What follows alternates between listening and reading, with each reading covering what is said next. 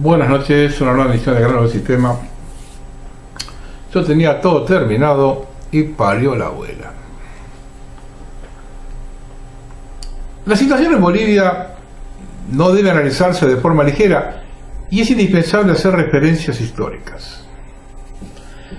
El Alto Perú significó el pico del saqueo español en el continente a través de la mina del Potosí, al extremo que un cargo de regente en esa región era el más codiciado de España. En mayo de 1809, en Chuquisaca, actual Sucre, y en julio del mismo año, en La Paz, se dieron los primeros levantamientos por la independencia en el continente. Y curiosamente, luego de la batalla de Ayacucho en 1824, finaliza el Imperio Español en Sudamérica, con la independencia del Alto Perú. Es decir, el primero en sublevarse y el último en independizarse. Santa Cruz de la Sierra en 1810 tenía 10.000 habitantes. En 1910, 100 años después, 18.000. En 1955, 57.000. Hoy cuenta con 1.800.000, constituyéndose en la segunda ciudad del país. Es decir, en 60 años pasó de ser una ciudad chica o un pueblo grande a ser una urbe ya de 1 millón, casi 2 millones de habitantes. Casi la misma población que tiene la capital, que es La Paz. Y la provincia tiene ya, posiblemente con el próximo censo la supere, a la población de la provincia de La Paz. Lo que da una idea del cambio de relación de fuerzas los últimos 60 o 70 años. Es la cabecera de las Yungas, o lo que se denomina el Oriente Petrolero, la región más rica de Bolivia, la ciudad con menos rasgos bolivianos, tanto étnicos como edilicios, y arrastra tras sí las provincias de Beni, Tarija y Pando. Alrededor de 1970 se comenzaron a formar movimientos políticos cuyos objetivos primarios era obtener una mayor distribución del ingreso proveniente del petróleo, derivando pocos años más tarde en pedidos de autonomía y hasta de independencia. Bolivia es gobernado durante más de un siglo por liberales y conservadores, tanto civiles como militares, amparados en una población aborigen desarticulada. Y aquí es importante establecer la población aborigen, que alcanza el 41%. Pero es fundamental ver cómo se distribuye según las provincias. En el altiplano y los valles, Potosí 69.2, La Paz 54.6, Oruro 51.1, Chuquisaca 49.9, 50, Cochabamba 47.5. En las Yungas, el Beni tiene 32.1 y Pando 24.1, pero se debe hacer notar que Beni y Pando juntas solo tienen 480.000 habitantes. Santa Cruz tiene el 19.9 de población aborigen, solamente el 20%, y Tarija el 14.6. A principios del siglo XXI, colapsa el régimen conservador y comienzan las revueltas sociales que obligan a renunciar al presidente González Sánchez de Lozada en 2003, siendo reemplazado por su vicepresidente, Carlos Mesa, quien al no poder detener los disturbios debe renunciar en 2005. Se convoca a elecciones de asume Evo Morales, de raíz aborigen del movimiento al socialismo, alineado al Foro de San Pablo. Morales, un dirigente cocalero de poca preparación, no puede o no quiere controlar la asunción del movimiento aborigen al control del país. Y más que una reivindicación, amplios sectores de la sociedad lo asumen como la venganza por 500 años de explotación. De inmediato a su asunción, sectores de las Yungas hicieron valer su disconformidad ante el giro que se le quería dar a Bolivia. Dichos movimientos fueron sometidos por la fuerza de las armas del propio ejército boliviano. Yo recuerdo en su momento haber visto videos después de la represión en Pando y en Beni, y fueron tremendas, enviadas por Evo Morales.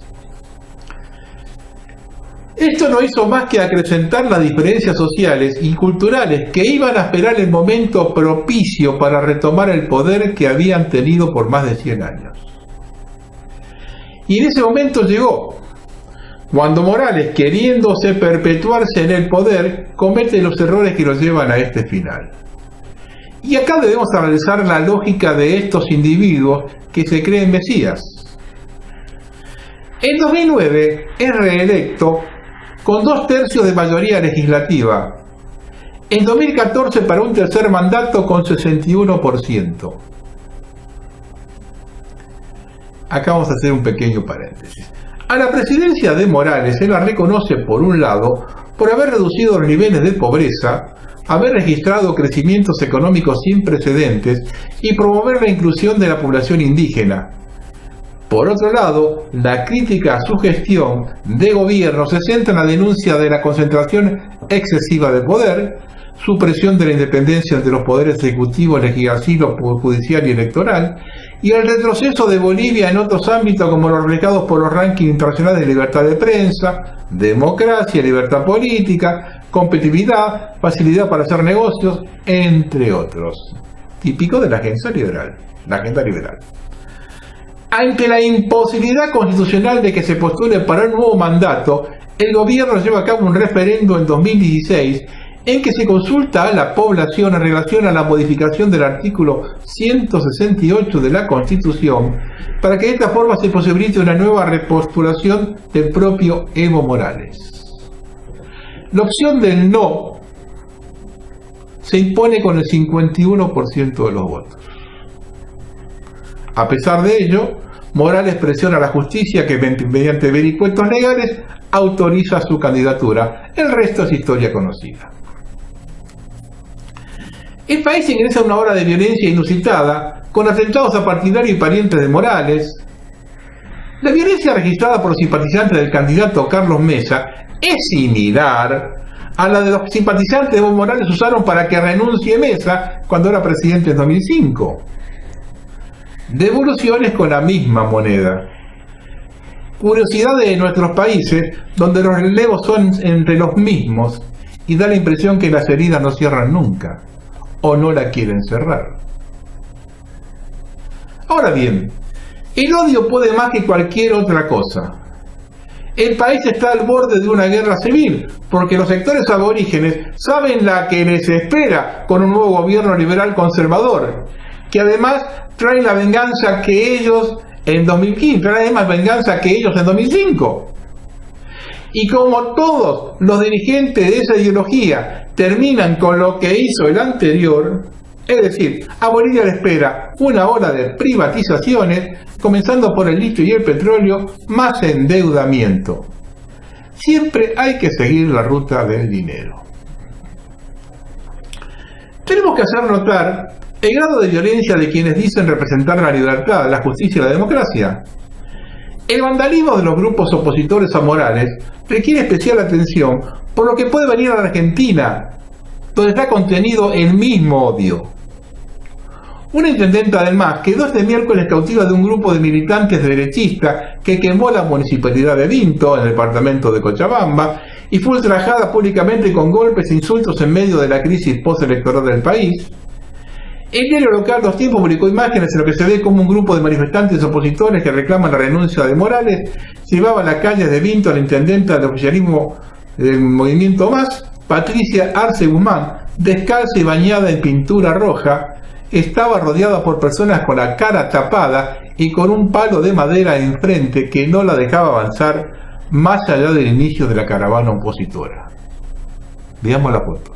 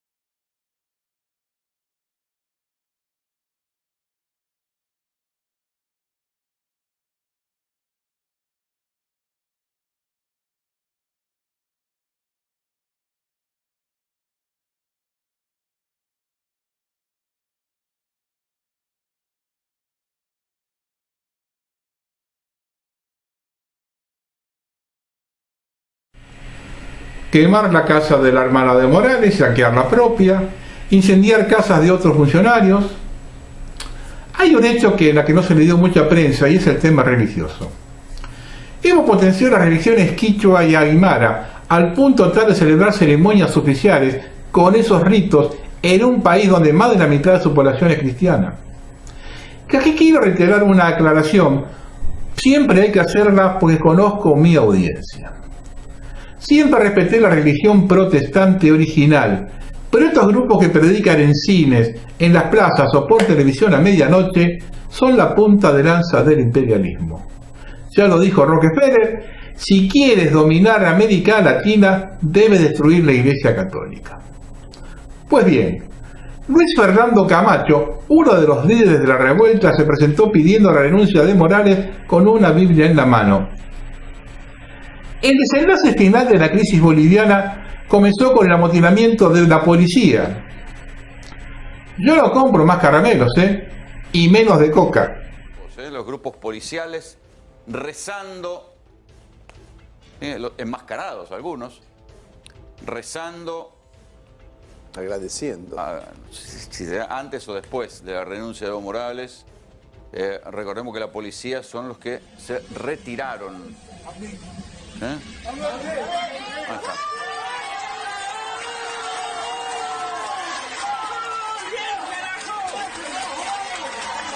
Ahí está.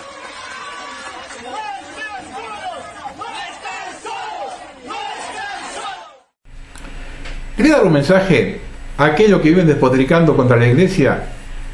No hay naciones en el mundo que no tengan una religión desde el comienzo mismo de la civilización en su etapa tribal. La persecución de la Iglesia, en especial la cristiana y en particular la católica, comenzó con el comunismo. Si eso es lo que quieren, es otra cosa, pero al pan pan y al vino vino. Después de que la rebelión policial intervinieron las Fuerzas Armadas.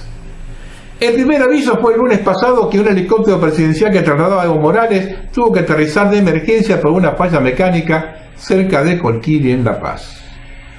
No fue una tragedia porque durante el despegue el piloto se dio cuenta de una falla en la cola de la aeronave, por lo que aterrizó de inmediato.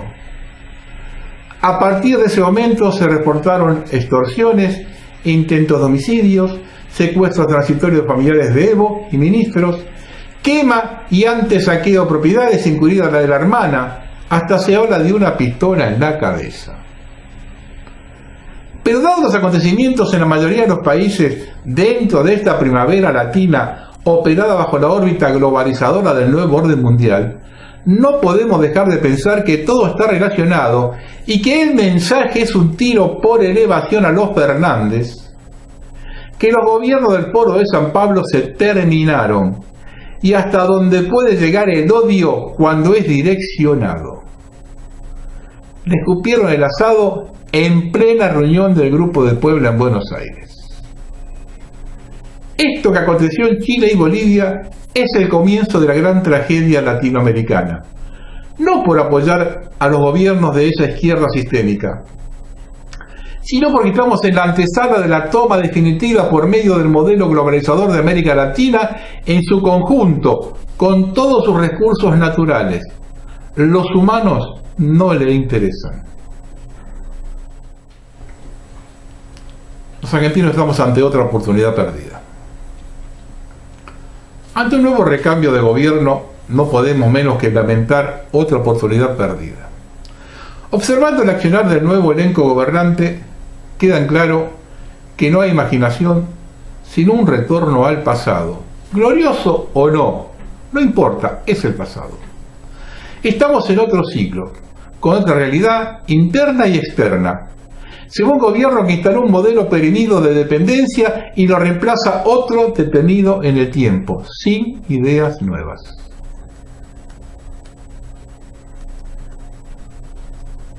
Hay que producir una honda transformación, rompiendo los moldes del atraso, integrando el país, terminando con las incomunicaciones regionales, promoviendo el intercambio completo, superando hábitos y costumbres con el aprovechamiento real de todas las posibilidades. Argentina lo tiene todo para lograrlo. No puede faltar imaginación y coraje en la superación del estancamiento, debiendo encaminarse hacia la culminación de su intenso desarrollo. Se debe poblar y dar vida al inmenso territorio abandonado a lo largo del centro del país en toda su extensión, convirtiéndolo en lugar de tránsito y comunicación con un intenso despertar industrial en todo su curso. La República ambiciona honestidad para tomar el camino señalado, con la fe de quienes están dispuestos a asumirlo para la consumación de un futuro de grandeza. Será fundamental recuperar la identidad perdida por extensos sectores de la nacionalidad, obnubilados por espejismos provenientes de un mundo sin contenido, interesado en el objetivo para la consecución de sus ambiciones. La decadencia engendrada por esa inferioridad ha enajecido valores sustanciales, con actos superiores al roce del honor nacional, transitándose con la participación en la decisión de nuestros asuntos de personajes ajenos, que han comprometido nuestra independencia e integridad. Debe ilustrarse al pueblo, enriquecer su discernimiento. Es preciso formar una nueva generación de dirigentes. La presente está perimida, repudiada, signo inequívoco de la necesidad de afrontar con equipos renovados las secuencias del futuro. Dirigencia con mentalidad creadora, repudiando a los juntadores de votos, agencias de la demagogia. Consustanciados de idealismo de ética, teniendo un recuerdo permanente de la historia de quienes la escribieron con su sangre, sus ideas, sus luchas para la permanente admiración. El cambio de sistema debe ignorar el materialismo. Nunca ha sido lo más recatable para nosotros. Aún el más refinado solo ha dejado un pasado de éxitos efímeros, opacado siempre por injustas diferencias sociales, cuyo final fue el vacío como lamentable opción final. Como una pauta corresponde manifestar que en un país integrado el Ministerio de Economía no puede tener el protagonismo excepcional adquirido aquí. Sin duda ello deriva de lo ocurrido en estos tiempos, por desconocimiento de la materia de quien ha asumido la conducción del Estado sin la preparación adecuada. Una experiencia reiteradamente expuesta con resultados por todos soportada. Por otra parte, ella ha significado un hecho conducente a una dependencia lindera con algo parecido al sojullamiento de la esperanza de obtener de esa cartera los resultados mágicos requeridos. Con el riesgo de que el funcionario y su equipo no abarquen fuera de sus conocimientos específicos aspectos vitales que contengan el resto de la problemática ubicada en las otras esferas. La estabilidad por sí sola no es solución, máxime lograda con recesión.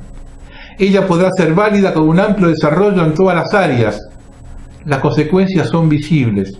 La malformación nos ha llevado a un sistema donde la gente ha adquirido masivamente una mentalidad adherida a los mecanismos del facilismo, alimentando la especulación, la usura, los negocios marginales. No hay alquimias capaces de solucionar el problema dentro de los lineamientos de este sistema, sea quien sea el impulsor de esa tentativa. Tampoco se podrá lograrlo con variables parciales. Se deben contemplar cambios profundos y completos acordes con una nueva mentalidad. Más que instancias circunstanciales o el auxilio de créditos de contenido político extrarracionales, será necesario el valor para terminar con un estado de cosas insostenible.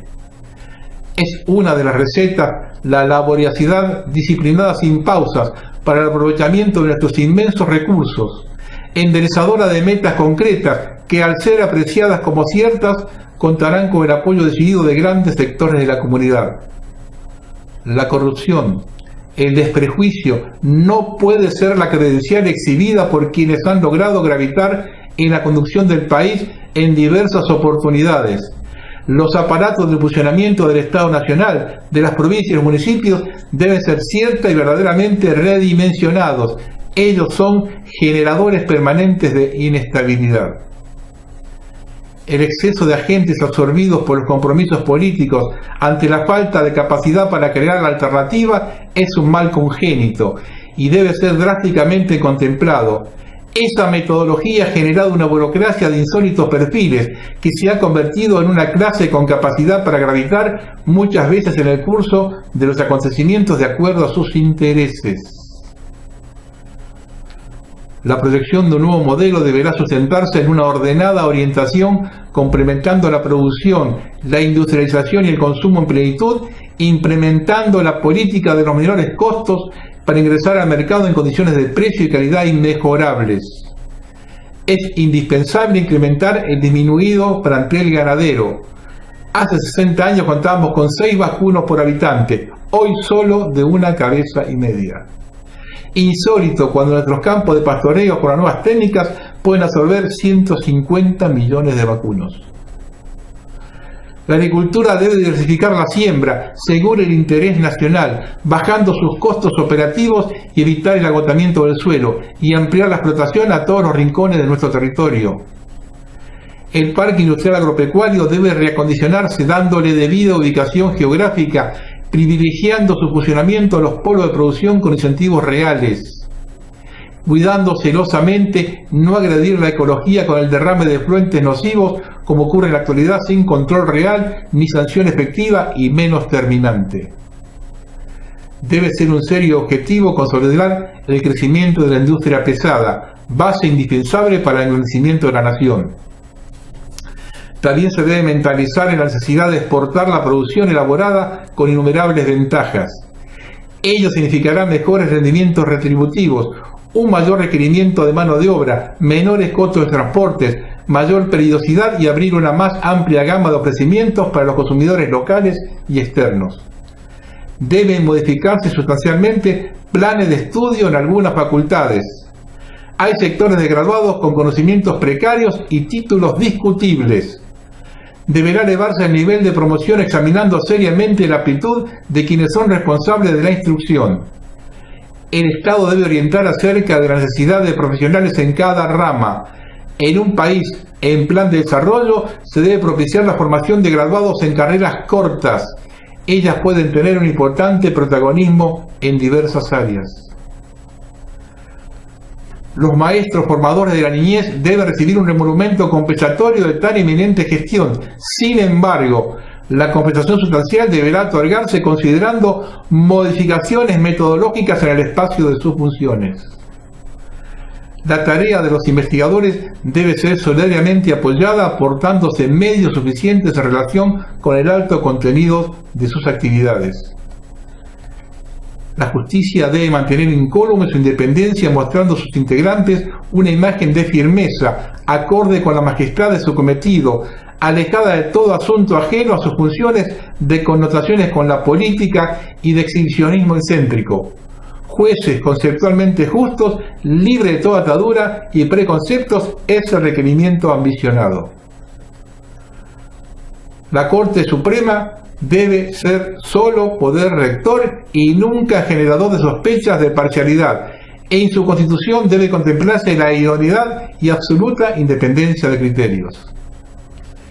Es necesario revisar leyes demagógicas y considerar políticamente el ordenamiento del régimen procesal, adquiriéndose el aporte de versados especialistas en la materia para la reforma de los códigos. Deberá sancionarse al autor de denuncias falsas con el mayor rigor, y quienes la reciben para su juzgamiento sin elementos concretos deben ser descalificados. En la defensa nacional deben responder preparados y dotados para defender la soberanía nacional y la seguridad de la nación. En las escuelas profesionales de las Fuerzas Armadas habrán de considerarse serios cambios en la estrategia para conformar una fuerza renovada con mentalidad de capacidad ofensiva. El servicio de conscripción debe ser restituido, destinando ese personal a zonas de frontera o lugares estratégicos y la mayor proporción posible trasladando desde sus lugares de origen a otro de distinto clima y topografía, a los efectos de que conozcan a su patria y se ambienten al terreno, y facilitar su reincorporación directa a las Fuerzas Armadas en base a sueldos como corresponde. Defender la nación es un honor insigne y deben prepararse con desinterés material para cumplir con esa obligación. y no se la debe considerar un sacrificio para quien se siente un argentino de verdad. Se debe propender a las Fuerzas Armadas de acuerdo con la posibilidad económica del país, muy especializados, bien elegidos sus cuadros en cuanto a valor, capacidad, pundonor, dignidad, ética, claro sentido del honor y demás valores personales. Y hay que incrementar el desarrollo de la industria militar de alta tecnología dirigida por los mejores especialistas de cada área. Ello permitirá superar la dependencia y posibilitaría el reemplazo de material en términos más rápidos. También debemos considerar el trato con nuestros proveedores de armas que siempre nos vendieron chatarra. En las relaciones exteriores es preciso examinar prolijamente un ordenamiento. No es posible continuar designando embajadores amigos o partidarios sin ninguna formación para el cargo. En numerosos casos para compensar compromisos políticos y en otros para el disfrute de prebendas a quienes no tienen más preocupación que esa finalidad. Asimismo, es esencial conformar una política exterior con proyecciones de futuro en todas sus esferas, buscando ubicarnos dentro de un estilo definido y conmovible en su sustancia aún ante los cambios del manejo político del país. La Patagonia es prioridad significativa y debe convertirse en un polo de atracción magnética para la expansión de nuestras fronteras internas. Una faceta importante debe consistir en la forestación, en plantar millones de árboles de distintas especies, en algunos casos distintos resistentes en las zonas para hacer más benigno el clima, facilitando una más cómoda erradicación de poblaciones, tal como ha ocurrido en los países nórdicos de Europa. Con posibilidades en su conjunto de convertirse en un inmenso polo industrial para sacarle provecho a su riquísimo suelo, su producción frutihortícola e incalculable riqueza hípica de su litoral marítimo y su enorme potencial de energía.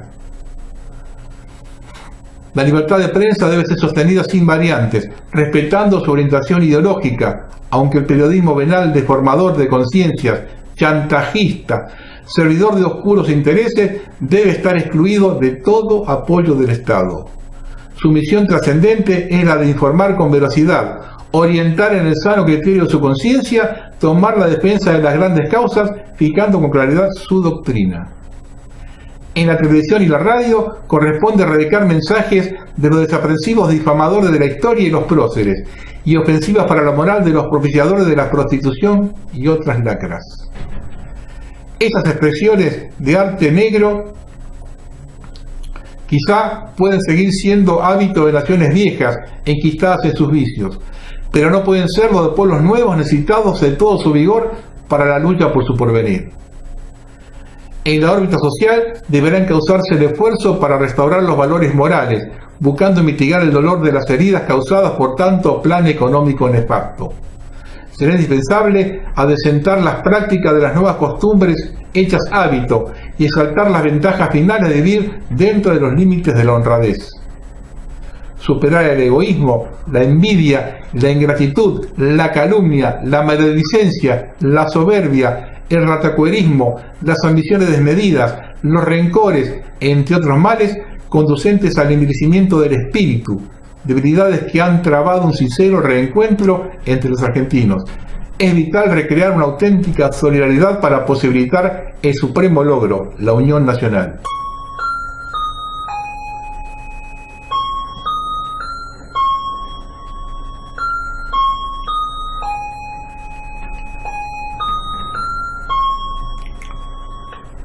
También es indispensable descentralizar el país, terminar con el hacinamiento, ofreciendo oportunidades, en particular a los jóvenes parejas, ampliando la base del federalismo, inyectando sangre nueva a todas las regiones de la nación. Será preciso facilitar los medios para su radicación, realizando el hermoso sueño de constituir una familia, un núcleo todavía posible de existir entre nosotros. La Argentina es occidente, sus costumbres, su fe, sus hábitos han transformado inclusive distintas mentalidades provenientes de otras latitudes y están insertas en la vida nacional. Ello le ha dado un perfil muy particular en el concierto de las naciones. Esa particularidad le ha significado ser siempre independiente, libre de ataduras con las más diversas comunidades, ideologismos, razas, estilo de vida. Ha sido sin duda la dueña de una idiosincrasia muy definida. Por ello, ha carecido de vocación en la participación de pactos que nos conduzcan a conflictos ajenos a nuestros asuntos vitales, postura señalada por esclarecidas personalidades del pasado. Asimismo, ha sido una constante no incursionar, no intervenir como país en la vida interna de las naciones. En una premisa importante, apartarnos de la llamada sociedad de consumo. Ella ha sido generadora de un estado de cosas conducente al debilitamiento de las reservas morales de los pueblos. Nos ha llegado por las vías del panegrismo, organizado por un poderoso sector de intereses, el cual, con el pretexto de exaltar la modernidad, ha conducido a extendidos sectores a la corrupción generada por el facilismo, la relajación de las costumbres y con ello al desprejuicio, el viciamiento de la mente con el fin de ejercer las sensaciones de los sentidos fuera del equilibrio razonable. La ambición desmedida por poseer los medios capaces de servir a esos goces ha distorsionado, ha aflojado muchos resortes de la organización de la vida en todos los sectores de la humanidad. No se trata de oposición al mejoramiento del nivel de vida generado por los adelantos en las costumbres. La condena es para la frivolidad, el desprejuicio ante el vicio publicitario y la negación en muchos casos de la familia, cuyos vínculos se intentan minar.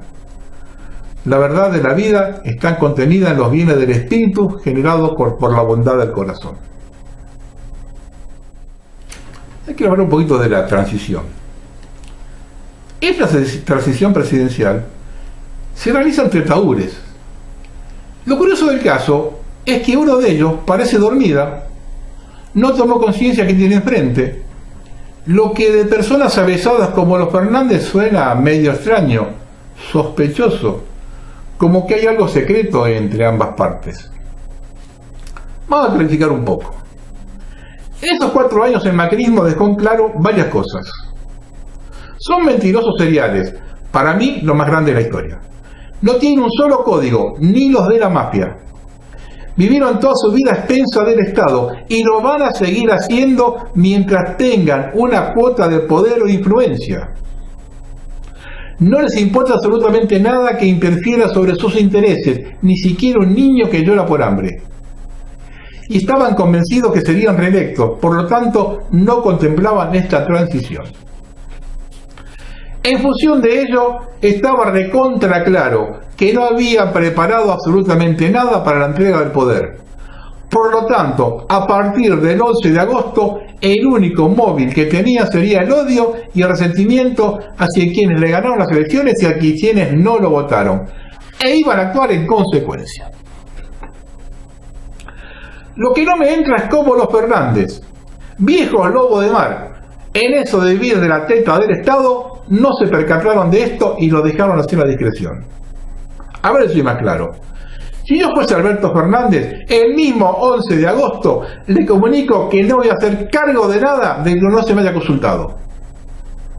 Y el 28 de octubre le informo que cogobernamos hasta el 11 de diciembre. En lugar de eso, Alberto se va de gira, Cristina viaja a Cuba y le dejan a Macri haga lo que se le cante las pelotas. Entre eso, por ejemplo, a casi un mes de dejar el gobierno, Macri toma nueva deuda en dólares y pesos desde el ANSES. Se trata de letras de tesoro oficializadas este martes pasado en el boletín oficial, emitidas a partir del Fondo de Garantía de Sustentabilidad, esta vez por 4.000 millones de pesos y más de 120 millones de dólares. El vencimiento es del 30 de abril, de modo que el gobierno de Alberto Fernández deberá afrontar el pago. Pero como están cebados, contrajeron una nueva deuda por 86.800 millones de pesos a pagar el 20 de marzo de 2020. Lo curioso es que en ambos casos no se determina para qué es el dinero. Aunque se menciona hacia dónde va, no se explica para qué son los fondos. Reitero, no me entra que este haga lo que se le cante y los otros calladitos la boca. Pregunto, ¿Macri está haciendo parte del trabajo sucio de Alberto? Y si es así, ¿qué compromiso hay establecido entre las partes?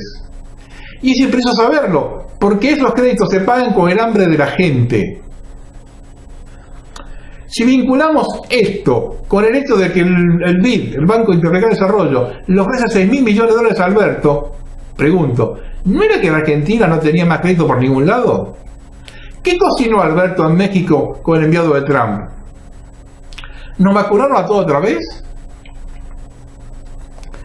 En 1983, Alfonsín, al no cuestionar la deuda legal y legítima dejada por el gobierno militar, a pesar de sus promesas de campaña, la blanqueó. ¿Cuál fue la contrapartida? ¿Nuevos créditos para pagar las indemnizaciones de los familiares desaparecidos? Pues recibió un país destruido y con una deuda tremenda. Sin embargo, le pagaron $250.000 a cada familiar. Pero como estamos en Argentina, en medio de un tremendo negocio, los familiares recibieron solo un tercio. A ver, usted tiene un familiar, recibe $80.000, $83.000, puede ser plata o no, por una persona muerta de su familia, por ahí es poca plata.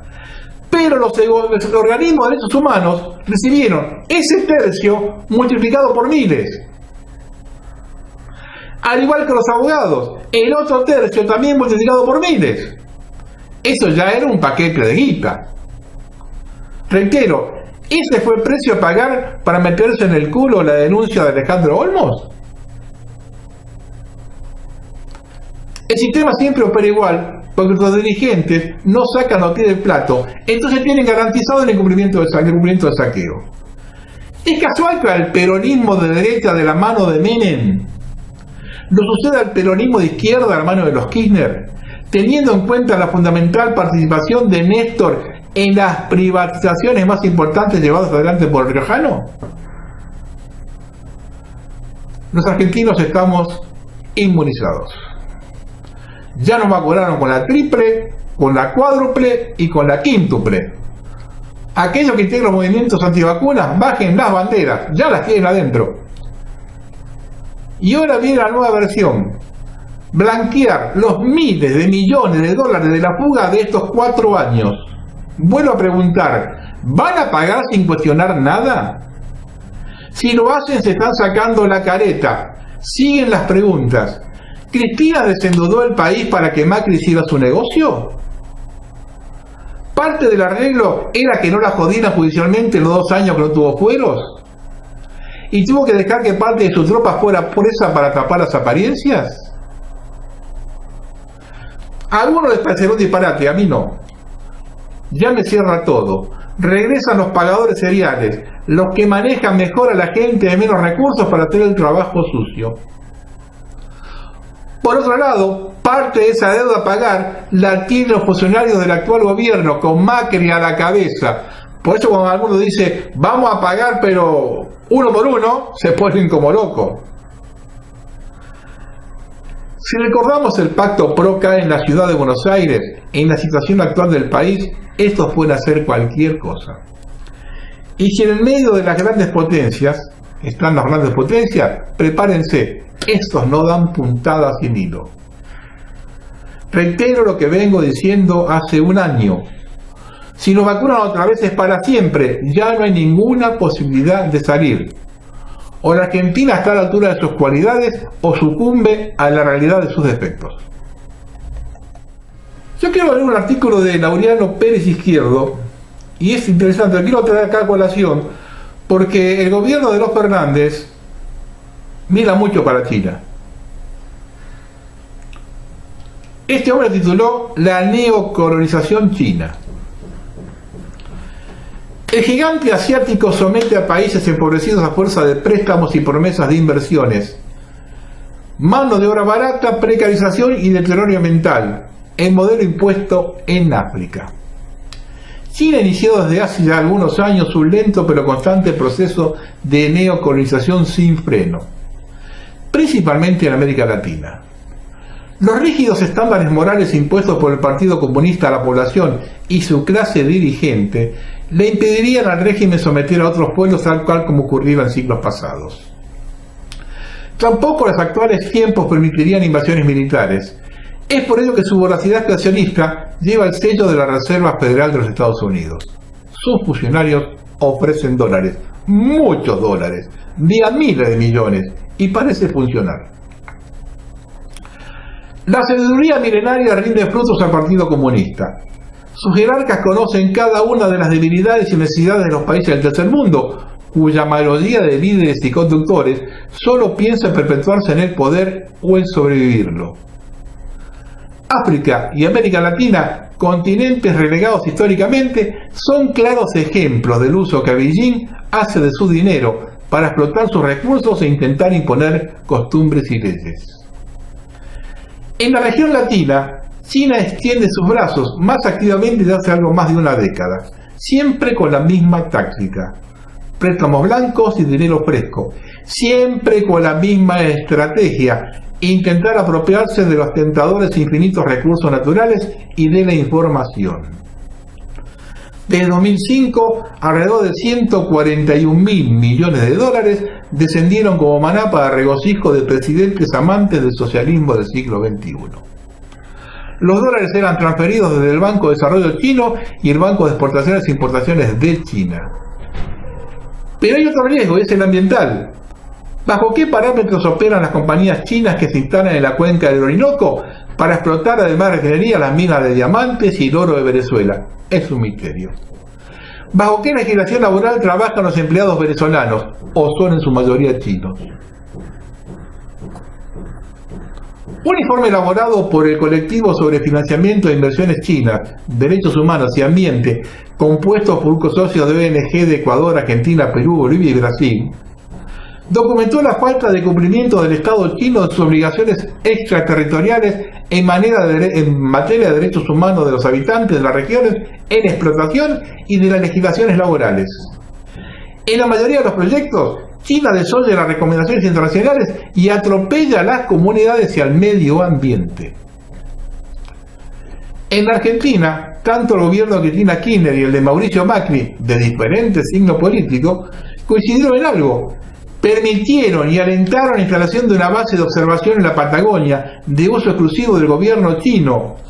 Ahí está vedada la participación de funcionarios argentinos. Nadie se puede acercar a ver de qué se trata esa gigantesca antena capaz de recoger las comunicaciones de todo el continente. Solo uniformados con bandera roja y estrellas amarillas pueden cruzar sus portones. El continente africano es uno de los mayores expuestas de China. Políticamente inició sus primeros pasos en los 60, cuando comenzó a disputar su influencia en aquella región con los Estados Unidos y la Unión Soviética. En Nigeria, por caso, además de las grandes empresas asociadas con Beijing, el régimen empuja a empresarios más pequeños a instalarse en el extranjero y penetrar en poblaciones hasta el hueso. Abandonan China esos empresarios con la escasa oportunidad de negocios internos que pueden encontrar en una población mayormente empobrecida, o sea, por orden directa. En aquel país africano los ejemplos abundan. Igbesa, una pequeña área de 60 kilómetros de Lagos, de la capital de Nigeria. En esa zona de libre comercio, quienes mandan son empresarios chinos, a quienes el poder central nigeriano les facilitó todo. Los inversionistas prometieron mejorar la infraestructura. Lo hicieron al extremo. Ahora en el importante y extenso poblado lograron imponer leyes propias, una policía que la responde y su administración. Un Estado dentro de otro, donde quienes tienen el manejo son hombres de negocios enviados por el Partido Comunista, que además de controlar el terreno, ordenan quién puede y quién no comercializar productos a través de sus fronteras. Esto lo hemos vivido en la Argentina hace 100 años con la forestal. Conocemos los resultados y las consecuencias y miramos para otro lado. En distintos distritos de Nigeria, los habitantes del lugar han entablado acciones judiciales contra los chinos, pero estos, avalados en los contratos firmados contra el gobierno, llevan la situación hacia insostenible, agravados por el silencio del gobierno central. Namibia es otro claro ejemplo. Le abrió completamente las puertas a sus recursos naturales, casi la exclusiva fuente de ingresos para la economía de aquel Estado relativamente nuevo. A pesar de las promesas de crecimiento hechas por los inversores, ninguna permitió el desarrollo de su economía e infraestructura. La nación continuó atrasada. Pero no solo aquella explotación de sus riquezas interesa a Beijing, también su influencia política. Hace apenas 10 días ambos gobiernos firmaron un acuerdo por el cual el régimen chino capacitaría a sus fuerzas armadas en Namibia. Para el presidente del país africano se trata del aporte del conocimiento en guerras tácticas y operativas y del papel de los militares en una sociedad democrática. Nadie se animó a lanzar una carcajada cuando las palabras Chile democracia fueron conjugadas en la misma oración. El comercio bilateral entre China y África crece alrededor de un 20% anual. Desde el año 2000, Beijing concedió créditos por 136.000 millones de dólares. El argumento es siempre el mismo de la oficina de Jinping: el desarrollo de África. Sin embargo, en ese lapso es poca la evolución que puede observarse en aquellos países. En ese mismo plazo, un total de 5 millones de niños han muerto como consecuencia de la falta de un sistema sanitario eficiente y de agua potable en el continente que China dice ayudar. ¿Dónde están las inversiones de miles de decenas de millones de dólares? Vamos a volver para Latinoamérica. Chile hizo una distopía corporativista donde las pocas familias que controlan la economía en realidad la hacen porque controlan el Estado, y desde el Estado armaron leyes a medida. Lo malo del corporativismo es que siempre está plagado de malintencionados que lo promueven como si fuera liberal o libertario. Aquí es donde entran los mediáticos y los grupos de pensamientos financiados para tergiversarlo todo. Un ejemplo claro es lo que sucede con las AFP chilenas, los fondos de pensión, que están hechos para que esas mismas familias tengan financiación barata de sus empresas. Los mismos que son gestores de las AFP son los dueños de las empresas. La rentabilidad de las AFP luego de 30 años no alcanzan para una jubilación digna. Por cierto, cabe recordar que Pinochet, al crear las AFP, mantuvo a los militares fuera del sistema, para que puedan tener una jubilación tradicional interesante, de clase que nadie recuerda en los tiempos que corren. Cuando metió las AFP, los dejó a los militares afuera. Los militares cobran buenas jubilaciones. La tienen todas pensaditas, ¿no? ¿Cuál sería un sistema más parecido al liberal jubilatorio? Al sistema real liberal es ningún aporte jubilatorio, o es utilizar el presente el 100% de los ingresos para decidir en qué emplearlos, ¿no? Pero eso, a ver, con un sistema educativo precario no tiene sentido. En un contexto donde el Estado lo obliga a dar la vejez, sí, no queda más remedio. Porque la situación económica que varía permanentemente no puede dejar librado a cada uno a eso. El típico sistema liberal, seccionar piensa para un 15 o un 20%. El sistema más parecido es el norteamericano, que es que de cuentas individuales de capitalización, en donde cada uno decide en qué invertir y si no saben cómo hacerlo se contrata a un gestor de su cuenta. A eso van los sistemas liberales. Los resultados son muy distintos a crear 3 o 4 corporaciones donde los aportes de millones de personas se usan para financiar 30 empresas. Las tan recordadas en la era menemista AFJP, que casualmente están relacionadas en forma directa o indirecta con los gestores de esos fondos. Es como pescar en una pecera. Y así podría ponerse en la lupa en los demás aspectos del sistema económico y social chileno. Pero claro, viene un empleadito malintencionado como Echer Barnett y postea el PBI per cápita y se cree Gardel. Y si lo cuestionan te bloquea, porque se acostumbraron a bajar líneas de medios de comunicación unidireccionales. Con el surgimiento de la generación nativa de Internet, el control de la información se rompió en forma análoga al surgimiento de la imprenta de Gutenberg, que terminó haciendo colapsar las monarquías absolutistas. Y por tanto, en ausencia de oscuridad informativa, deja de ser fácil el acostumbrar a la gente a vivir vidas deplorables mientras ellos afanan por todos lados. El problema para los verdaderos liberales, de lo individual, es que los comunistas son mucho más efectivos a la hora de aprovecharse de estas situaciones, haciendo que la gente que lucha por mejorar su vida termine en peores manos, aún de las que quiere escapar. Quien lo venga por internet, ven el doctor Phil, ¿no? Phil, de Chile. Y ha dejado una serie de apuntecitos con respecto a lo que está pasando en Chile, con unas cosas muy interesantes. Alguien que tiene cierta independencia de criterio y lo mira desde adentro. Dice esto él. Desde el 11 de septiembre de 1973, Chile fue mantenido en una prisión mental por oscuras élites, poderosos sociedades secretos y una oligarquía política de derechas e izquierdas que han hecho todo lo posible para reprimirnos y evitar que alcancemos nuestro destino. En las calles, Carabinero tiene que hacer frente a una lucha campal que no es de su responsabilidad, sino de los que gobiernan. Sucede que cuando una clase dirigente solo busca la riqueza, solo puede dar lugar a la perversión del pueblo, el cual también valorará únicamente las riquezas y se entregará al robo y al saqueo, porque el pueblo sigue siempre el ejemplo de sus líderes. En los palacios, el gobierno y el Congreso de la República no sintonizan con el pueblo y carecen de apoyo ciudadano. Solo hablan entre ellos y hoy pretenden hacer lo que nunca hicieron. Se deduce pues que sus intenciones no son rectas ni sinceras, más bien emiten un olor desagradable. Ellos son injustos al jugar lo que ocurre en Chile con maliciosa parcialidad. Dividen y gobiernan. Ellos han dado un ejemplo de avaricia y codicia, razón por la cual la anarquía se desató. Ellos han sido la mayor causa de la ruina de nuestra sociedad.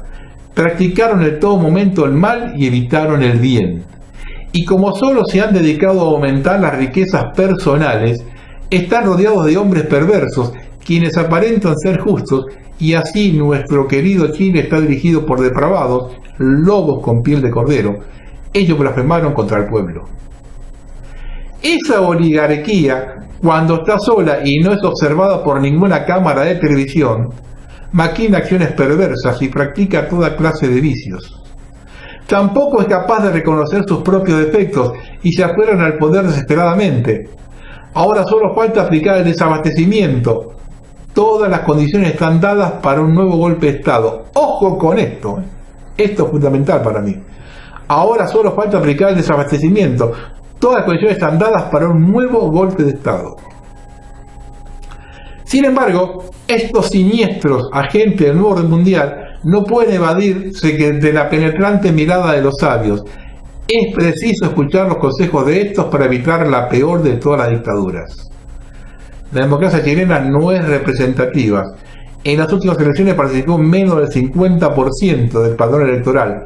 Hoy el gobierno no alcanza un 10% de apoyo real y la clase política de izquierda a derecha no supera el 15% de respaldo ciudadano. Por eso no puede este Congreso atribuirse una legítima representatividad y pretender la redacción de la nueva Constitución.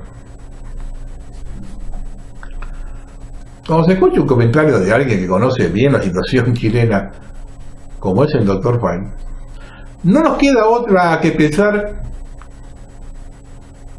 que es otra vez lo de Chomsky: acción, reacción, solución. Ya que termine de una forma u otra, es la salida del sistema. Si es a través de un golpe de Estado, lo mete la sangre y fuego, y ya están demostrando a las Fuerzas Armadas de Seguridad que están dispuestas a todo. Si es a través de la nueva Constitución, los invito a buscar el referéndum que se llama para votar las reformas por Internet. No lo puedo pasar porque YouTube me levanta el programa.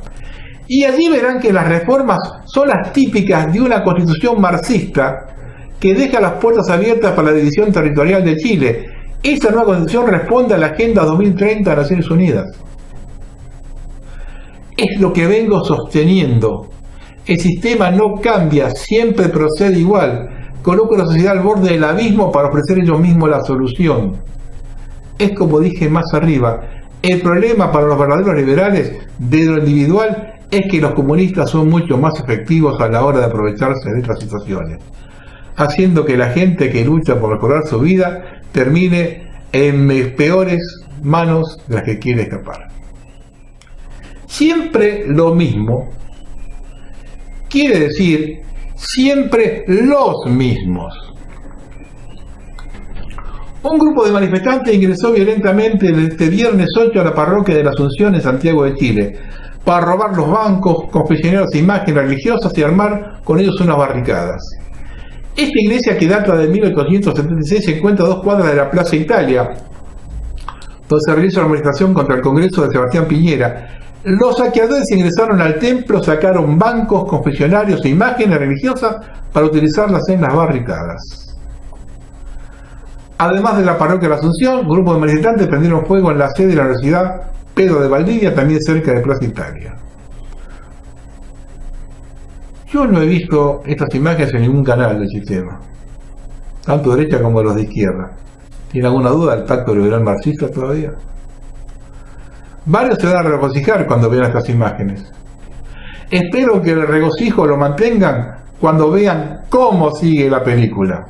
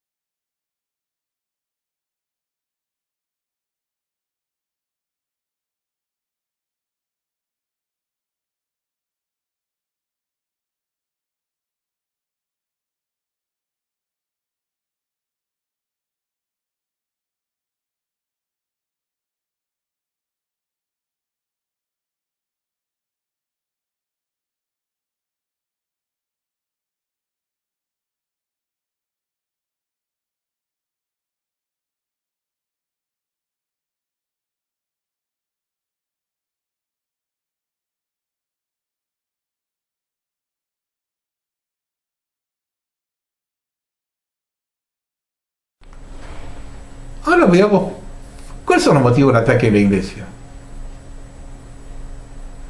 El comunismo, como subsidiario del liberalismo, era un gigante con pies de barro. Empezó a deshacerse con la creación del sindicato Solidaridad en Polonia, un movimiento impulsado por la fuerte religiosidad católica del pueblo polaco. El apoyo del Papa Juan Pablo II a aquel movimiento fue decisivo para ir abriendo grietas cada vez más anchas en los muros de esa enorme prisión en que se habían convertido las dictaduras comunistas del bloque soviético. El cristianismo tuvo un papel fundamental en la caída del comunismo y por hoy en día es que se ha vuelto más odiado que nunca por toda la izquierda. Hace 30 años cayó el muro de Berlín. Muchos lo vimos en su momento como un momento feliz. Llegamos a pensar que el comunismo había sido derrotado, pero no fue así. De hecho, pensar que en esa derrota se había producido hizo que buena parte del mundo libre bajase la guardia. Antes incluso de la caída del muro, en los países occidentales había empezado a extenderse una nueva forma de totalitarismo, más larvado que el comunismo. Este nuevo totalitarismo también se inspiraba en las ideas socialistas en las tesis de Marx y había empezado a formularse ya en los años anteriores a la Segunda Guerra Mundial con el ideólogo comunista italiano Antonio Gramsci. El marxismo cultural empezó a propagarse por Occidente décadas antes de la caída del muro de Berlín como una forma de subversión ideológica. Un ex agente de la KGB, Yuri Alexandrovich Bekmerov, explicó: solo alrededor del 15% del tiempo, del dinero y del personal de la KGB se dedican al espionaje como tal. El otro 85% se dedica a un proceso lento que denominamos tanto subversión ideológica como medidas activas o guerra psicológica. Lo que significa básicamente es cambiar la percepción de la realidad de cada persona hasta el punto tal que, por mucho que sea la información, nadie sea capaz de llegar a conclusiones sensatas para defenderse a sí mismo, a su familia, a su comunidad o a su país.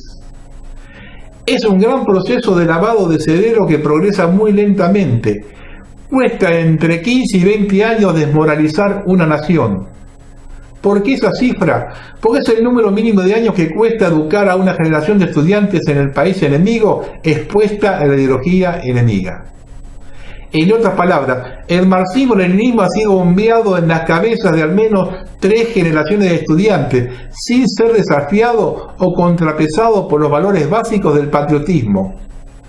El resultado está a la vista. La mayoría de quienes se graduaron en los 60, de quienes dejaron los estudios y de los intelectuales a medio cocinar, ocupan ahora puestos de poder en el gobierno, la administración, los negocios, los medios de masas, el sistema educativo. Están por todas partes, incluso si los expones a datos verídicos, si le demuestras que lo blanco es blanco y lo negro es negro, siguen sin poder cambiar su percepción básica y su lógica de comportamiento.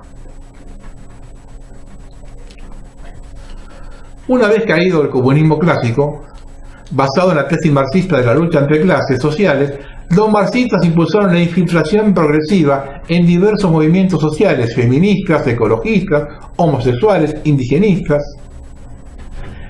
El resultado de este proceso de propagación del marxismo cultural es que 3 décadas después de la caída del muro, sus creadores han conseguido hacer un muro mayor, pero esta vez no está hecho de hormigón armado, sino de dogmas ideológicos, cuyo propósito es exactamente el mismo de aquel que funcionaba como una prisión para todo un pueblo. Esta vez la prisión es mental. Quieren que tengamos miedo de discrepar, que nos autocensuremos, que nos sometamos sin rechistar a los dictados del pensamiento único progresista. Ahora, la eliminación del disidente consiste en su muerte civil, en su desfenestración y desprestigio, y últimamente también en la persecución del que discrepa, con multas incluso con la cárcel, acusado de promover discursos de odio, expresión de la que la neolengua progre ha acuñado para criminalizar a todo aquel que se atreve a llevarle como contrario a la izquierda. Antes al disidente se llamaba contrarrevolucionario, burgués o fascista. Hoy, si discrepas de la izquierda, te acusan de odiar y te llaman racista, xenófobo, machista, homófobo o transfóbico. Un artículo muy interesante se había publicado en ABC, que son los fogoneros de Chile. Es interesante a ciertas conclusiones que han llegado. Varias cuentas muy activas en la difusión de mensajes chavistas han empezado de forma especialmente intensa en semanas recientes lemas sobre las principales crisis abiertas en el continente. Un ejemplo es el de la cuenta Juan Cárdenas 26, que exhibe una imagen de Hugo Chávez en su perfil y que ha sido la más prolífica, con 214 mensajes al día, como que Chile sea el primero, y luego España si va, vamos háganlo rápido, o alerta, alerta, alerta que camina la espada de Bolívar por América Latina. Según los expertos, el problema de las injerencias en las redes sociales es especialmente alarmante en América Latina por la cohesión del idioma. El español es lengua materna de casi 500 millones de personas que viven en 19 países americanos, y las redes sociales no conocen de fronteras ni quedan sujetas a la supervisión o regulación de un solo país. Muchos gobiernos, incluidos Estados Unidos, Rusia, China e Irán, tienen servicios digitales de noticias en español con el objetivo manifiesto de influir sobre la política del continente. Respecto del análisis, los 1.100.000 mensajes recolectados durante 9 días de protestas en Chile fueron publicados por 421.868 cuentas, de las cuales solo el 47,8% hizo pública su ubicación. Este conjunto de usuarios, 201.840 perfiles, publicó 544.820 mensajes. De esos mensajes, 106.626 provienen de Venezuela y un 20% de ellos, 21.200 total, de cuentas que abiertamente se incluyen suscripciones afines al chavismo. Según lo explica ABC Esteban Ponce de León, el siguiente paso de los investigadores es analizar la actividad y la relación entre las cuentas venezolanas, incluidas las que se describen como chavistas, para estudiar si su comportamiento obedece a un patrón coordinado que permita hablar de una campaña orquestada de injerencia desde el poder. Respecto a la conversación de redes sociales sobre las protestas en Chile, Ponce de León estudia qué cuentas provienen de Venezuela, cuántas podrían identificarse como chavistas o bolivarianas y en ese sentido cómo han participado esas cuentas en distintas conversaciones. Ahora quiero que vean un video que relata exactamente qué es lo que está pasando en Chile.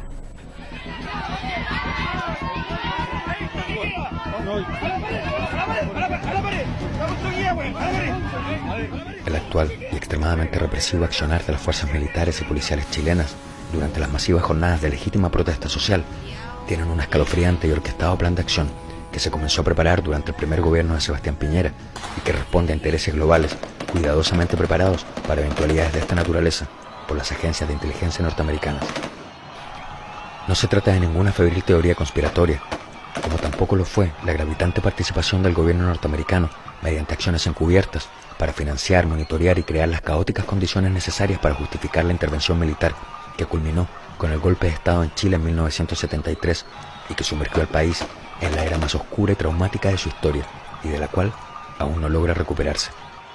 Lo más lamentable es que los hechos han estado a la vista de todos. Sin embargo, el terminal estado de salud de nuestra libertad de expresión, la cual ocupa, según la propia Asociación Interamericana de Prensa, el penúltimo lugar en América después de Cuba, es decir, una libertad de prensa equivalente a la de una dictadura, ha impedido que los chilenos sepan lo que se ha venido gestando en sus propias caras. Fue a principios de abril de 2012 cuando la Embajada de Estados Unidos y el ejército chileno inauguraron al interior del Fuerte Aguayo en Concón un centro de entrenamiento, que según se dijo entonces, serviría para entrenar a personal encargado de ejecutar operaciones de mantención de la paz o de estabilidad civil en zonas urbanas. El centro de entrenamiento es en realidad una ciudad en miniatura que cuenta con 8 modelos de edificios. A dicha inauguración fue invitada la prensa, que optó en bloque por no informar a los chilenos de su existencia, ni del carácter, ni del alcance de los acuerdos firmados entre ambos gobiernos, ni tampoco mostrar el ejercicio en que se pudo ver a soldados y carabineros en situación de guerra urbana, combatiendo a población civil, algunos de ellos encapuchados y otros con pañoletas palestinas, en clara alusión a que el enemigo eran los movimientos sociales liderados por los estudiantes que habían remecido la conciencia del país en el 2011. De este modo, los militares y las fuerzas especiales de carabineros han estado siendo entrenados en tácticas de guerra urbana antisubversiva. La construcción de este centro de entrenamiento fue posible gracias al $500,000 que gentil y desinteresadamente donó el Comando Sur de las Fuerzas Armadas de Estados Unidos. El objetivo del Comando Sur es controlar la estabilidad política de Sudamérica, por medio de la instalación de bases estratégicas y la instrucción militar de sus soldados en la ex Escuela de las Américas. El Comando Sur protege los intereses del gobierno de los Estados Unidos, implementando programas y políticas para militarizar el continente, bajo el pretexto de hacer frente al narcotráfico, al terrorismo y hoy a los desastres y emergencias. El último movimiento conocido del Comando Sur fue el golpe de Estado en Honduras en 2009. ¡Compañeros ejecutados políticos! En este lugar hoy se entrenan las fuerzas represivas que están a favor de la burguesía para reprimir y oprimir los movimientos sociales. What do you think about the U.S. involvement in this particular base where they financed a center for training? I think it's another little mini School of the Americas. It's the same setup that they used to train soldiers in Georgia for that kind of urban intervention. They can try and sell it as a peacekeeper training, but I'm not buying it, and I don't think that Chilean people are buying it, and I don't think anybody should buy it. It's a travesty. La gesta de este centro de adiestramiento militar norteamericano en Chile coincide con el lúcido estallido social encabezado por los estudiantes chilenos en 2011. Fue ese mismo año que el Ministerio de Defensa del primer gobierno de Sebastián Piñera firmó un acuerdo de cooperación con el general Douglas Fraser, comandante del Comando Sur, en el que propuso la creación de protocolos para apoyar a países afectados por desastres naturales, proporcionándoles asistencia militar. Luego, en marzo, en el Consejo Militar del Ejército chileno, participó Stephen Johnson, director del área de Latinoamérica del Centro de Estudios Internacionales y Estratégicos de Estados Unidos. Se dijo entonces que el acuerdo permitiría el eventual despliegue de tropas estadounidenses en suelo chileno ante alguna situación de emergencia o crisis que sobrepase al propio ejército chileno. Allí, el comandante en jefe del ejército, Juan Miguel Fuentealba, quien se encuentra actualmente detenido mientras es investigado por la justicia chilena por su participación en el caso conocido como Milico Gate, es decir, el robo sistemático de millones de dólares al Estado, señaló la necesidad de un análisis relacionado con los eventuales roles que podrían asumir las Fuerzas Armadas y el Ejército en particular, dado los complejos y actuales escenarios que se generan en el ámbito de la seguridad, al momento de preservar los valores, intereses y bienes que la propia sociedad busca cautelar. Cabe preguntarse, a qué valores, intereses y bienes se refería, pero sabemos, a la luz de los hechos, que los complejos escenarios a los que hacía alusión eran entonces las manifestaciones estudiantiles y son hoy el histórico levantamiento popular y la indignación ciudadana que se despierta tras 30 años de sistemático abuso del modelo neoliberal extremo impuesto por los propios Estados Unidos durante la dictadura militar, la cual también propició. It's interesting, isn't it, that they would name something the School of the Americas and be so proud of it, but then when there were protests, they went, let's change the name. Boy, that'll really make a difference. Western Hemisphere Institute for Security Cooperation, WINSEC. It's the same place, it's the same curriculum, it's the same instructors, it's the same agenda, it's the same shame, even though it has a different name. So, Están ocultos detrás de esos vidrios polarizados, tal como actuaron ocultos para reprimir y asesinar a nuestro pueblo. ¿Por qué ustedes aceptan que soldados extranjeros los vengan a mandonear, los vengan a utilizar para reprimir a nuestro propio pueblo? ¿Por qué no son capaces de pararse como hombres, como chilenos, y negarse a que fuerzas extranjeras utilicen nuestro suelo, nuestra patria, para desarrollar las técnicas represivas que buscan evitar que la historia igual avance?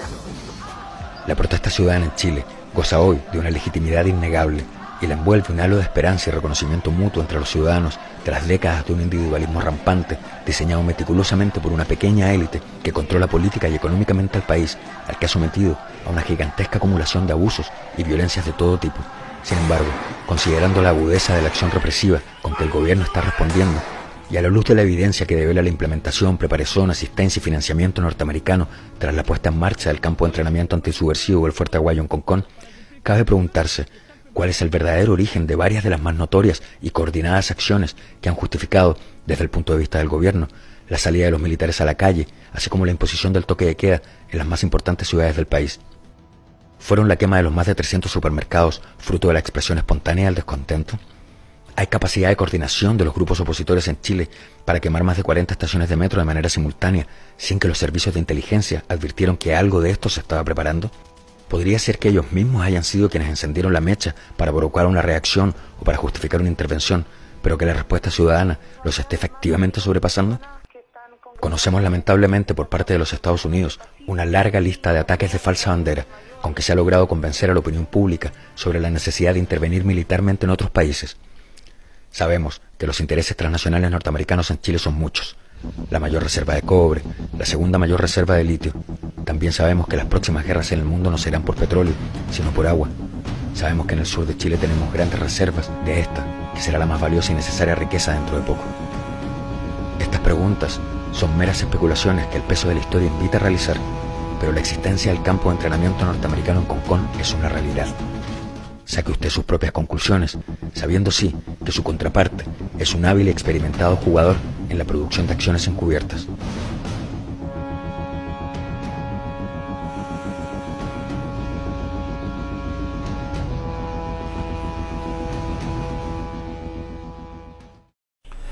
Y acá quiero terminar esto así.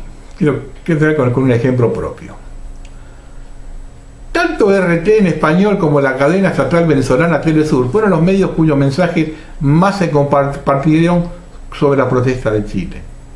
Algo que, según el análisis del análisis, imita la operación venezolana centrada en Cataluña, que compartió los enlaces de los medios estatales rusos como su principal estrategia para influir en el referéndum de independencia de la región autónoma de 2017. ¿Repito esto? Imita la operación venezolana centrada en Cataluña, que compartió los enlaces de los medios estatales rusos como su principal estrategia para influir en el referéndum de independencia de la región autónoma. Para los que todavía le quedan algunas dudas, YouTube me ha observado hoy el programa del grano del sistema 189, caso Maldonado, temerarias de revelaciones de un perito de la OEA. YouTube lo hizo, esta observación, ante un reclamo de RT, Russia Today. Otro hecho de esta semana fue la libertad de Lula. A Lula lo dejaron libre porque la justicia brasilera recuperó su memoria y la catadura de un día para el otro, la acordó de un día para el otro. Si no vemos el contexto político y económico no vamos a entender nada. Brasil está pasando por una terrible recesión y caída del Producto Bruto. Los salarios bajan y la desocupación se agranda. Encima la cadena Globo filtró los chats de los fiscales con el juez Moro donde planificaban la encarcelación de Lula. Y la semana pasada se supo que el asesino de una activista política mantuvo una reunión con el actual presidente Bolsonaro horas después del asesinato. Este es el fin de Bolsonaro, otro idiota útil de la oligarquía y un pésimo presidente. Lula no tiene otro destino que de volver a ser presidente del país. Quisieron terminar con el líder popular y lo convirtieron en leyenda. Observando la similitud de los procesos en varios países de Latinoamérica, no queda otra cosa que pensar que el sistema global ha tomado la decisión de hacerse cargo en forma definitiva de los recursos de la región. Por lo tanto, me animo a asegurar que los gobiernos de izquierda que se van a hacer cargo de semejante descalabro que reciben desembocará en pocos años en dictaduras sangrientas, algo parecido a lo que vislumbra el Dr. Fay. Una cosita cortita, los últimos movimientos Gran Hermano. En aras de proteger la seguridad de los datos de los usuarios, la red social Facebook estaría trabajando en un nuevo software de reconocimiento facial y que estaría un poco alejado de los últimos sistemas relacionados con la tecnología biométrica. Una publicación reveló que dicho software de reconocimiento facial permitirá verificar la identidad de los usuarios que intentan acceder a la red y a través de la aplicación. Los datos apuntan a que el nuevo sistema de seguridad exigirá a los usuarios tomar un video selfie si desea usar la app en sus equipos móviles. También en Facebook se inició una campaña a favor del aborto titulada Salvemos 1000 vidas, derribando mitos sobre el aborto. Búsquenla. Salvemos 1000 vidas, derribando mitos sobre el aborto. No la puedo pasar el video porque ya me levantan el programa. Hace los programas mencioné al falso diácono Jorge Sonante, denunciador macrista serial. Me dio algunos dolores de cabeza por críticas que me hicieron.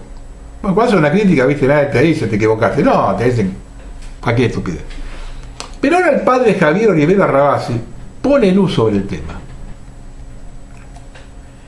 Quizás ha sido a causa de nuestra condición de argentinos que desde hace tiempo nos han venido escribiendo algunos lectores para preguntarnos acerca de un tal diácono Jorge Sonante, empedernido denunciante serial a quien ningún tema parece serle ajeno. Independientemente de la falsedad o veracidad de sus dichos y de las dudosas y hasta ridículas fotos que presenta en su página oficial como una selfie después de su ordenación diaconal entre otras, decidimos cortar por lo sano y escribir directamente a la Fraternidad Sacerdotal San Pedro, Sociedad de Vida Apostólica de Derecho Pontificio, donde dice haber sido ordenado. Y aquí la respuesta definitiva que ahora transcribimos. Para quien desee más información puede ponerse en contacto con el sacerdote firmante o simplemente buscar en varias páginas donde se desenmascaran ciertas falsedades de este personaje típico de los confusos tiempos que corren. En fin, alguno podrá decir, sonaste sonante, vas a tener que buscar otra congregación para decir que estás ordenado. Esto lo dice el padre Rabasi. Y esto es lo que publicó la Orden en Colombia. Lima, Colombia, 7 de noviembre de 2019. A quien interese. Yo, el padre Elvis Ruiz Silva, sacerdote de la Fraternidad Sacerdotal San Pedro y radicado en Colombia, en nombre de mi comunidad me permito aclarar algunas cosas respecto al tal señor Jorge Sonante, argentino, que hace publicaciones en internet y que se dice ser diácono permanente de la Iglesia Católica vinculado a mi comunidad. Primero, mi comunidad celebra exclusivamente la forma extraordinaria del rito romano y por lo tanto no ordena diáconos permanentes. 2.